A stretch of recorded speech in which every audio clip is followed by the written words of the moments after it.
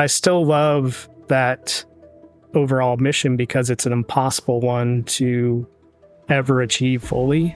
And it makes you constantly look back at your entire organization through that lens of why we exist, to make sure every decision, both big and small, you're trying to frame it. And is this helping our overall stated goal of, really employee-centric? Employees at the end of the day, at the end of their career, looking back and saying that was absolutely the best place I ever worked at in my career.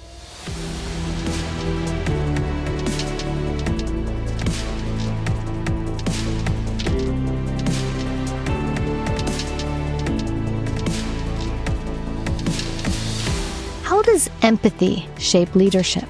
How can it strengthen relationships, improve decision-making, and create a more inclusive work environment?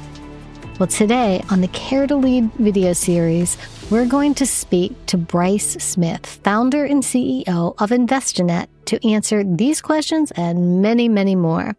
Brice Smith, InvestiNet CEO, has 25 years' experience in the financial industry, including roles in business development, loan underwriting, and management. Thank you so much for joining us, Brice. We're so happy to have you here. Thank you, Cynthia. It's great to be here.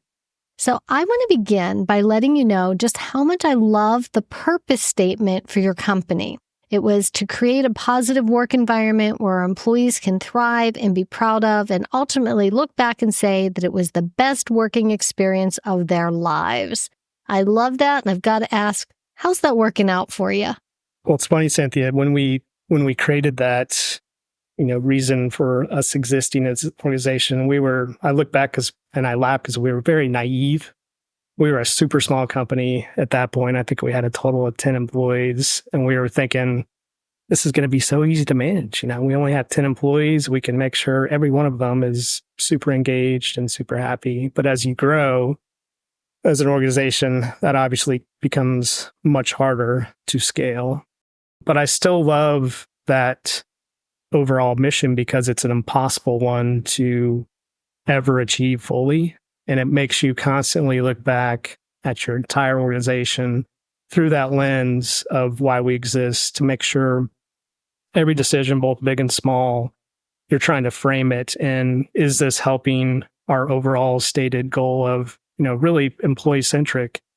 Employees at the end of the day, at the end of their career, looking back and saying that was absolutely the best place I ever worked at in my career. So really, really hard to obtain 100% of the time, but it's a good thing to strive for. And I think it's really helped us over the last 13 years. I am curious, how large is your company now? So you started with 10 and you thought it was going to be pretty easy. And as you scaled up, that changed. So how large is it now? Yeah, we're just over 90 employees now. So obviously going from 10 to scaling up to 90 comes with its challenges, but I love it because it just brings in a whole new outlook to everything we do, with all the different life experiences that every employee brings to the table. Being able to tap into all those experiences just helps to bolster all the skill set that the overall organization has. And if I think companies that do a good job tapping into that full talent pool of their overall labor force, those are the companies that really exceed at the end of the day.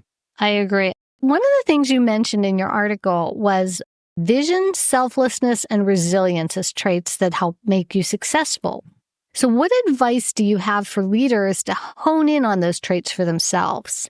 Yeah, I guess my best advice is you can't force any of those. A lot of it comes with just experience and maturity. When I started InvestiNet 13 years ago, I certainly was not super honed in on any of those three. You kind of grow into that. But I think the best advice from my perspective, particularly for young leaders, is find mentors both within your industry and outside the industry, and develop good relationships with those mentors, because they've gone through many different situations in their experience, and kind of building on what they've gone through, ways they've overcome things, ways they've, helped develop a visionary perspective, ways they've been able to control their own self-interests and put other other people before themselves. All those experiences can help individual person's growth. And I think that's been probably the most beneficial to me, is just really having that mentor network. So I'm curious with your company. First of all, I'd like you to tell us a little bit more about InvestiNet, but I'm also curious how you find employees that you think can embrace some of those characteristics, and how do you identify that in the interview process? Yeah, we really lead with culture first questions. So obviously, an employee needs to have the skill set to do the particular job. But by the time we get to an interview, we've generally weeded out the potential employees that don't have the right skills. So the initial interview, we're really focused on, will this potential employee have the cultural fit that it takes to be successful in InvestiNet? So, many questions around, what are they looking for, both in a job and in a company? What's it important to them? What do they want to see as far as future growth, just to make sure their values are aligned with ours. And we try to ask as many open-ended questions so we're not leading them to the right answer. We really want to know what's in their heart and, what values they hold near and dear. And I think that's been probably the most successful thing for us, is to really, focus on, are these potential new employees going to be a long-term cultural fit? So it sounds like you're working hard to have a good culture for your employees, you want to add value to their lives, and it seems to matter to you, and it seems to matter in who you hire. Tell me, once you get all these great employees, what are they doing at InvestiNet? Tell me who InvestiNet is helping. Who are your clients? Sure. So our clients are a mix of banks, credit card issuers, financial institutions, any organization that has past due receivables, and they're having a challenge of collecting those past due receivables. And where InvestiNet comes into play is we offer solutions across the entire recovery process, both from pre-charge-off collections all the way to legal recovery and post-judgment collections. And the way we are structured is we really try to leverage technology across all those different areas. And I think by doing that, we've created a very consumer-friendly, empathetic approach to collections. So one example is our omni-channel collection platform. So most people, particularly this day and age, they don't want to talk on the phone, and particularly they don't want to talk to a debt collector. So we developed an omni-channel platform where we're communicating with our consumers through email, through text, through online chat, and giving them the opportunity to self-serve through a really consumer-friendly online portal on their own time. And we've had tremendous success rolling this out over the last 4 years. And it's really opened up just a new approach to the overall recovery operation. I love it because, you're really trying to find the channel, the communication channel for each individual consumer that resonates with them. Some people prefer email, some people prefer text, some people prefer to talk on the phone. But if we have all those options and we're tailoring each outreach to that individual consumer, I think it shows well both from a compliance and regulatory perspective, but also leads to better results for our clients. I think, fortunately, I've never had debt collectors reaching out to me, but I can assume that text and email, and the easier it is to ignore, I would ignore, where at least a phone call, I might have to accidentally answer and speak to someone. So I'm curious if you find that any may give you better results in actually collecting, if any of those methods. Yeah, again, it all boils down to the individual consumer. And that's where we've really leveraged artificial intelligence and machine learning to help our modeling, because we have a lot of historical data to gain insight into. So if we can model consumers into certain buckets and say, well, this group is more likely to respond via email versus this group that is more likely to respond via text, it just really helps us initially hone in on that particular channel. And then obviously, once that consumer starts communicating with us through that channel, we know that that's generally going to be their preferred channel. And the other cool thing we do on the portal is we actually give the consumer a screen that for them to tell us exactly what time of day, what days of the week, and what channels they prefer to be communicated with. And that gives them ultimate control over when we outreach to them and by what channel. So you mentioned the phrase empathy in collections. How do you demonstrate empathy when you are reaching people in a vulnerable position? Sure. It can be difficult, but we try to promote active listening. We want our agents listening to the consumer's situation because generally these consumers, they want to pay. They just have gone through hard times, and we want to be there to support them and help them find a solution that fits within their current budget and their long-term budget. And just because they're going through a hard time now doesn't mean they're not going to rehabilitate themselves in a year from now, be back on their feet. And they want to, at the end of the day, by and large, the majority of consumers out there want to pay these past due bills. They don't want to be saddled with debt. So it's about listening to them and being understanding, but also prompting them with open-ended questions of what would work for them in order to tailor that payment plan that's going to fit their budget. So if you were trying to talk to a new leader or even a new collections person in your organization, how do you describe to them what it means to have empathy? Because a lot of people think of empathy, confuse empathy with sympathy, and sometimes they find it difficult to be authentic in their empathy. And they go through motions to like, yeah, I know how you feel, I understand. But true empathy, you can't be non-authentic with it. So tell me more about what that looks like to you and how you teach that to your collections people. Sure. You nailed it. The key is it has to be authentic. As soon as you start in a place where it's clear that it's not an authentic conversation, you're going to lose that employee and you lose that trust. So I think the key to me and my success with being an empathetic leader and my leadership team is leaning on all my past experiences. And you're never going to have a one-to-one situation where this employee is going through exactly something that I've gone through, but there's going to be similar situations that you can pull from. And I think the more you can tell stories, people love to hear stories about how you've overcome something or certain situation and how you dealt with it. The more you can lean on that. And I think it's very important for organizations to have a cohesive leadership team that shares that same view on being an empathetic leader. Because, obviously the larger the organization gets, the CEO can't be the person having all those conversations. You have to have a leadership team that you trust, that shares that same vision, and they can lean on their experiences to, again, have those conversations, be an active listener, and also share their experiences and how they've overcome certain situations. What do you find to be the biggest struggle that you face today as a leader of an organization with 90 employees? What's the biggest challenge that you face on a daily basis? For me, it's really about balancing short-term profitability with long-term growth. As a small business, we're always trying to push the envelope as far as future growth and future kind of research and development, but all of that takes investment. So we're a profit share company. We pay out quarterly profit share based on true profit and loss results on a quarterly basis.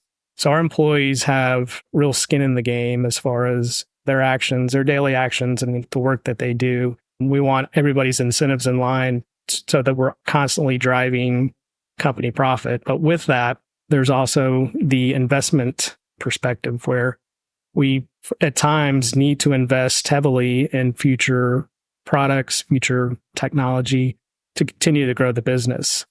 So the biggest challenge for me is just finding that balance of, obviously we want to maximize short-term profit, particularly for quarterly profit share payouts, but we also have to be constantly looking to the future to where do we want to invest future dollars so that we'll continue to grow the organization so that we can be around for the long term. How large is your executive management team?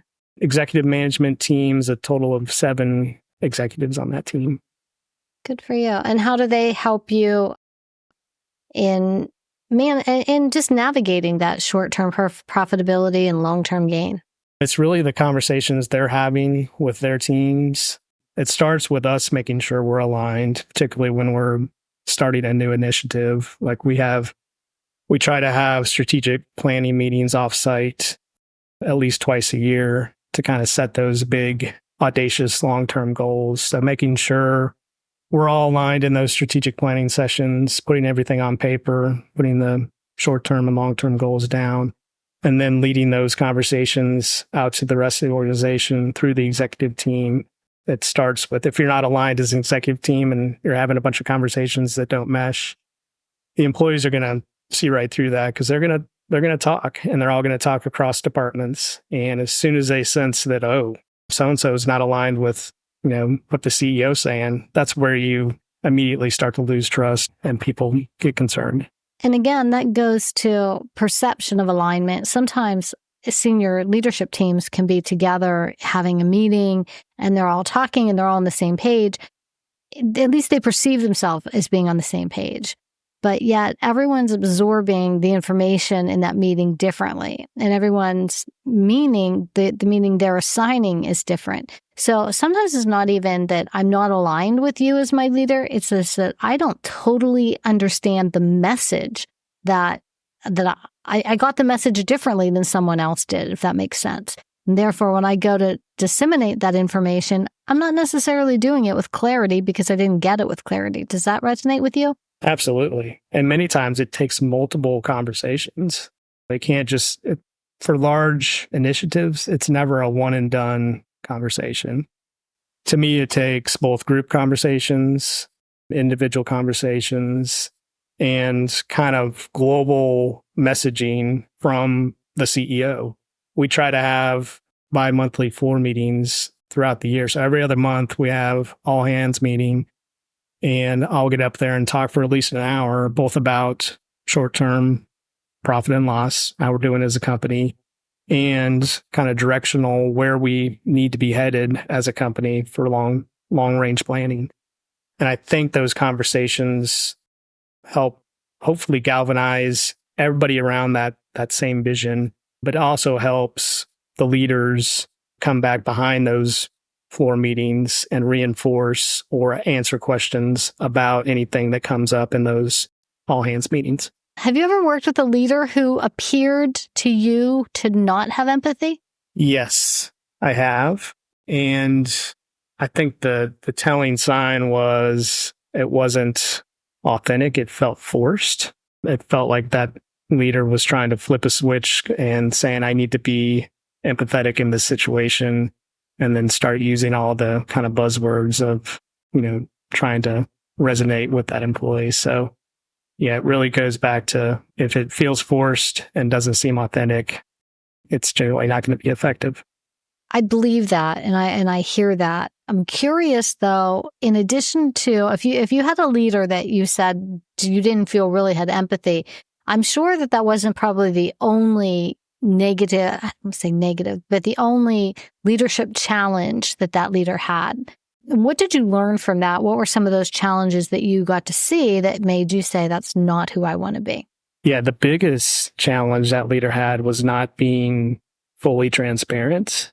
When employees lack all the information of what's truly going on, they fill the void generally with more negative thinking than as what is actually happening. So what I drew from that experience is it's really important to be fully transparent, even when it's painful, when the company is faced with some dire circumstances or when the company's doing great. You want to be transparent in both situations because employees recognize that they see things that you don't think they see. That really constantly resonates with me is I try to be as transparent as possible. And sometimes to a fault, sometimes I share probably too much information, but I'd rather err on that side than trying to withhold key information from the employees that they need to know.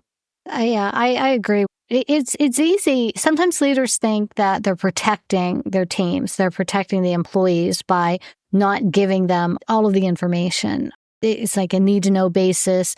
And it's not always the best answer. And on the flip side of that, though, there are things in a senior level where you have information and you have knowledge and you need that knowledge, but everyone else doesn't need that knowledge at that time. And sometimes if you give that information too soon, it can cause fears. It can cause people. It can cause a lot of things. What are your thoughts on that? Yeah, the leadership team here at InvestiNet, we spend a lot of time talking about timing of disclosing information, because timing is very important. To your point, you don't necessarily need to give everything all at once. Sometimes it's more of a drip campaign where you're feeding the information, but you're not overloading the employees with all the information at once. So we try to be really deliberate in our communications, both kind of the mass communication, floor meetings versus the individual conversations. And again, it's about aligning as a leadership team on what we're disclosing now and what's going to come. But having that communication plan, I think, is really important. Agreed. It's interesting. You just reminded me of a recent LinkedIn post that I had shared. And it was about like becoming really good friends at work, right? And as a former HR executive and as a person who believes in connection and building relationships, there's also a responsibility to have boundaries about friend relationships at work. And something we were just talking about the what to withhold. I shared a story on LinkedIn about a colleague that I knew that I'd worked with who he was in a higher position than another colleague. But these two people became best friends. Their families went out together. They went boating together in the summer. They worked out every day together. They really became close. And then it got to a point where in the senior leadership team, a decision was made that the other colleague was going to be terminated 2 weeks later. And so the best friend had this information, and his responsibility to the organization was to keep that information completely confidential until the company was ready to distill it in their own way. What are your thoughts on that kind of thing? Where do you think the colleague that I know should have gone on that? Well, ultimately, that colleague has to side on the side of the company. I mean, that's their ultimate duty. And that's the challenge when you have kind of those deep relationships that are forged within a company, because you don't want to draw a hard line and say you can't have any outside work activities or relationships. I mean, that's just not possible when you get right. 10 individuals or 500 in the same organization. You're going to develop some deep relationships. And to me, that's a good thing. Mm-hmm. At InvestiNet, we try to develop community, and with that, have a balance of, what we deem acceptable in our relationships. But to say that there can't be those deep relationships, I think you would be ultimately hurting your overall culture if you were to try to set that boundary. So I totally agree. What ended up happening in that circumstance was the colleague that I knew he did keep it secret. It ended up destroying their friendship because the other one felt very betrayed, which I can also understand. I think had I been counseling that person at that time, like if he was my client, I would have told him to go back to the leadership team and say, look, I will respect your timeline, but I want to respect your timeline with some caveats, because this is my best friend. So I want to be the one to tell him. I want to be able to tell him, as soon as you give me the okay, I want to be able to do that in my own way. I want to be able to share with him why. Like it wasn't just a normal termination where they go into HR and they do it. He didn't think to do that, and I wasn't working with him at that time. I kind of knew about this after the fact. But I think there are boundaries. I think we can navigate both, but we have to have boundaries. And that's one of the ways he could have done it. But this whole conversation about empathy made me start thinking about that, because now as a leader, when I look at a situation, I have empathy for both of those people in that scenario, because I've watched it and I've seen that friendship just get ripped apart, and that was hard. That's very hard. Well, I think the question is that we as leaders often talk about our wins and how we're successful, and we mentor people all the time. But most often, one of the strongest ways people learn from our leadership is when they know about our mistakes, things that we wish we hadn't done, things we wish we could have a do-over for. And I'd like to know if you have any of those things that have happened in your career journey that you learned a huge, valuable lesson from that maybe you can share with our listeners. Yeah, I think the biggest one in my career happened at InvestiNet early on. As a new CEO, I was charging forward pretty rapidly to develop the business and had a lot of ideas, a lot of initiatives, young leadership team. And I didn't do a good job early on making sure that the leadership team fully bought into what I was trying to accomplish. I wasn't having those conversations that I needed to have. I was too busy charging ahead and trying to think of the next best thing. And I got to a point where I looked behind myself and said, I've lost my team. They're not behind me because I think they're confused about exactly what I'm trying to accomplish. So making sure you take the time to have those conversations, explain the reasoning, and it should be a healthy debate. When you have a healthy leadership team where there's trust, it shouldn't be one person saying, this is what we're going to do. There should be a lot of conversations, a lot of good, healthy debate, a lot of conflict, healthy conflict to get to the right answer. So I think that's what I learned early on. And I tried to commit to not falling into that trap where if I see something and want to, charge in that direction, I say, wait, I'm out. First, I need to have those conversations because without the team, I can't get this done. And if I lose them right off the bat, then we're going nowhere. I'm assuming that at that particular time in your career, you were not working with a coach? No, I was not. Have you worked with coaches since then? And what have you learned from them if you have? Yes, multiple coaches, multiple mentors. And I just love the fact when you find a good coach, leaning on their experiences and leaning on their outside view because they don't have a dog in the fight. That's what I love about having a good coach they're not in the day to day. They don't have a personal connection with, the 90 employees that I'm trying to manage, and just getting their outside expertise and knowledge has just been really beneficial. Yeah, I think that coach at that time could have said, hey, have you taken a glance behind you for a while? I think you lost your team. Yeah, coaches are really good at calling things out like that.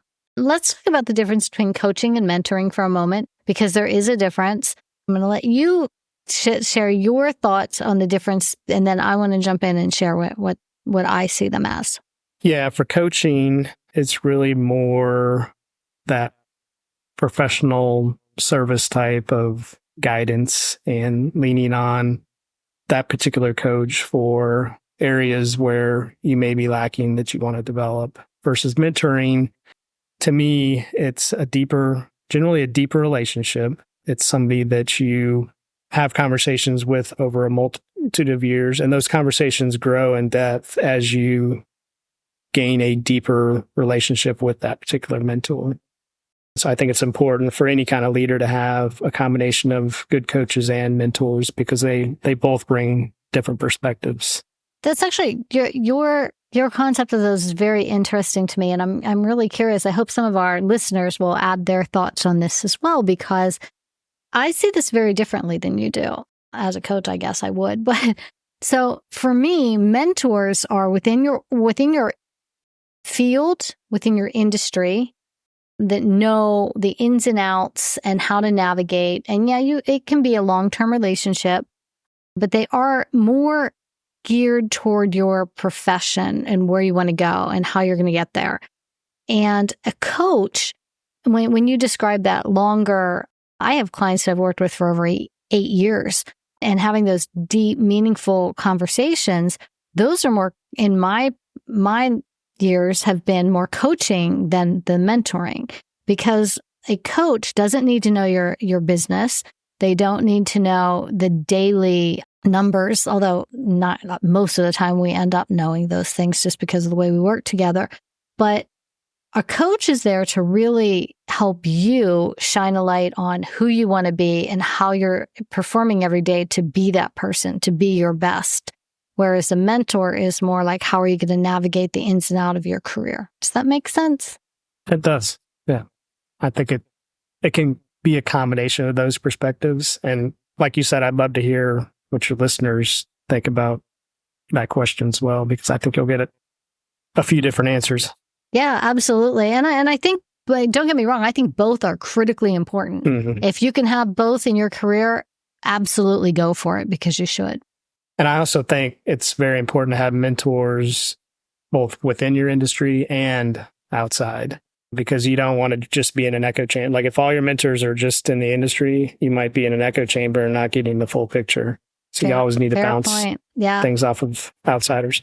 And it's always surrounding yourself by people who are in roles that you want to strive to be, not even just like job titles, but like places in life where you want to be. So you're always surrounding yourself by excellence. You're always surrounding yourself by people that you respect. And because you get pulled down if you're around negative people, you're going to absorb that negativity like a sponge. So if you want to succeed, you need to hang out with people that are driven and want to succeed as much as you do. Absolutely. Can you describe a pivotal moment or decision that significantly impacted your business's success? Yes, I think in most recent years, I think the pivotal moment that's led to a lot of our success currently is really the decision to develop that omni-channel platform. Prior to that, InvestiNet really didn't do any direct collections. We were always behind the scenes managing either law firms or agencies and more of that network approach.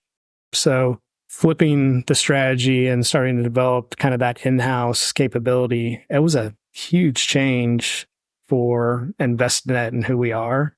But it's opened up so many opportunities in different asset classes, different types of clients for future growth that we did take that leap.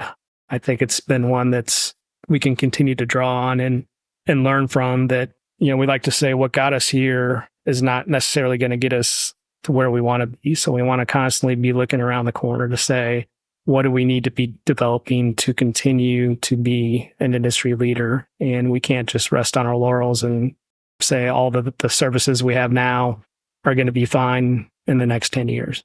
So, yeah, and I have to give you a lot of kudos for modeling for your employees risk-taking, because it's so important for growth, which brings me to the question, how do you create a culture where employees are not afraid to take risk? I mean, I'm sorry, I know you're modeling it, but in addition to that. In addition, I think it's really about leading them along those decisions, having the conversations before a full decision is made. Mm-hmm. Just kind of framing everything and not just throwing stuff at them saying, this is what we're going to do and here's why the decision's been made. But before those decisions have been made, laying out the business case and the pros and the cons and what could go wrong. And also saying, there's a high likelihood of failure in this new initiative, and that's okay. We understand that. But if we're not failing, a lot of times we're not moving forward. Right, absolutely. That's, I think, a concept employees struggle with, right? Because you can't grow even in your producer level position unless you take risk and make mistakes. You don't learn. We learn from when we fail. We learn from when we succeed too, but we really learn lessons when we mess up. You described one yourself. When you were moving forward without really stopping and taking notice of who's with you. And you probably learned more from that lesson than a lot of things in your career. Absolutely. And it was painful, but I mean, it resonated. I'm like, oh, let's not do that again, because this was not effective. Not fun. So how do you see the future of your company evolving, and what opportunities do you think it holds? So the future, I think, looks extremely bright for our company. We continue to diversify businesses, continue to jump into new verticals. We continue to leverage technology in a very productive way.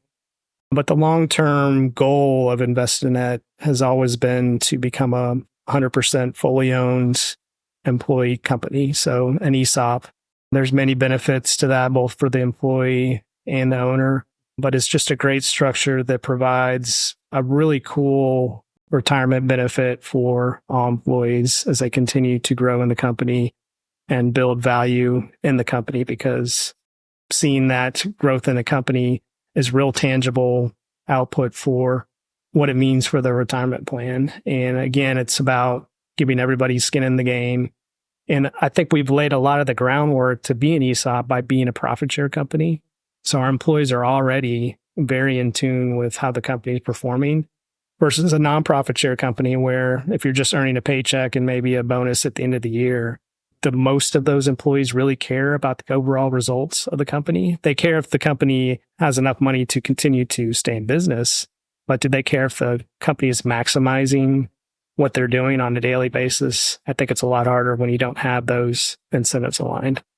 I agree. With the company that I was working in corporate prior to starting my own coaching company 11 years ago, they were 100% employee owned. And it was an excellent model. I mean, everyone was successful. There was a communication thing. I don't want to say communication, but it was harder for the younger employees who didn't have as much invested yet, because you kind of earn those investments through your bonuses and right. through other things. And so a younger employee was like, I just, I want a bonus in cash. I just want to be able to walk away and, buy my kids a new bike. Where the ones that have been there for years and years were like, no, keep putting that into stock. Keep putting that into my ownership. And there are so many millionaires from that company who just stuck it out. It's just amazing. So it's a really good model when it works well. But you're right. It takes a lot of education and deliberate communication to explain both the long-term and short-term benefits. And, we've been talking about ESOP for, I guess, the last 5 years in preparation for the day when it hopefully happens. And as soon as it happens, that doesn't mean the education stops. We're going to continue to talk to our employees and educate them and speak to the long-term benefits that it can bring. Yeah, it's funny because everybody's like all in. And then they realize that, all right, but this also means that this changed. And they're like, well, wait, I don't want to give that up for this. So it's an education, but it's totally worth it. I agree. So Brice, one question I want to ask that I ask most people, not everybody, sometimes I forget, but I want to ask you, if you were to share one fun fact about Brice that no one would know and it's not on your resume, what might that be? One fun fact about Brice. This has got to be, trying to think, most people know a lot of the crazy stuff I've done. So it's got to be something that people don't know. Well, then it can be whatever you want to share.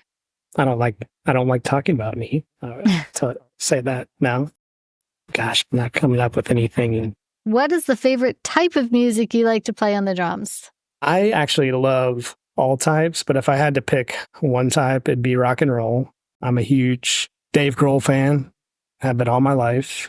Got to see them live on my 50th birthday last month, which was an amazing experience. But yeah, if I had to pick one, it'd be good old straight ahead rock and roll. I love to rock it out. How fun. So for our listeners who want to learn more about your company and about your work and about you, how can they connect with you and your business?